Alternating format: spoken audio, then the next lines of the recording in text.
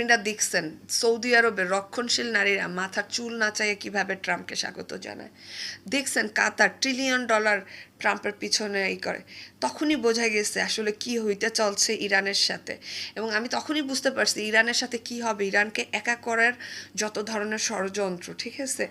আর এই সব দেশ আমেরিকাকে বিশ্বাস করে, ব্রিটিশকে বিশ্বাস করে, এরা ইরানকে বিশ্বাস করে না, কারণ ইরান হচ্ছে শিয়া।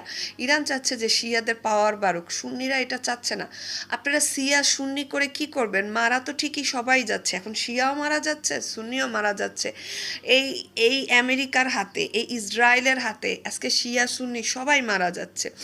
আপনারা কেন শিয়া সুন্নি হেজাব পরে না, পর্দা করে না, এই করে না, কোরআন শরীফের পাড়া এত, এগুলোর মধ্যে বিভক্ত কেন? আপনারা মুসলিমরা কেন নিজেরা নিজেদের মধ্যে বিভক্ত হচ্ছেন?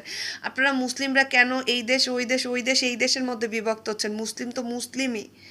আমাদের উচিত এইসব হিজাব, এই শিয়া সুন্নি এগুলোকে বাদ দিয়ে এক হওয়া, মুসলিমদের এক হওয়া, মুসলিমদের জ্ঞান বিজ্ঞানে পরমাণুতে এগিয়ে যাওয়া। আপনারা একটা খেয়াল করে দেখেন, আমেরিকা, ব্রিটিশ, ফ্রান্স এবং জার্মানি, এরা চারটা দেশ সবসময় অ্যালাইনমেন্টে চলে। এদের কাছে যেই পরিমাণ পারমাণবিক অস্ত্র আছে সারা বিশ্বে মনে হয় সেটা অর্ধেক।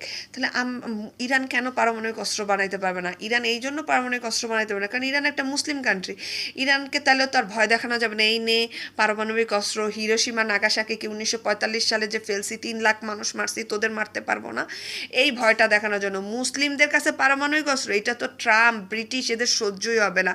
কারণ আপনারা তো হচ্ছেন আবার হচ্ছে ভয় পাচ্ছেন ইরানকে, ইরান যে হচ্ছে সৌদি, ওমান ও এদের উপরে যে হচ্ছে পারমাণবিক মারবে। জি না, এটা মুসলিমদের সেফ করার জন্য, এবং আপনারাও যত দূর সম্ভব পারমাণবিক অস্ত্র নিয়ে নেন, কারণ হচ্ছে মুসলিমদের জীবন আজকে হুমকির মুখে।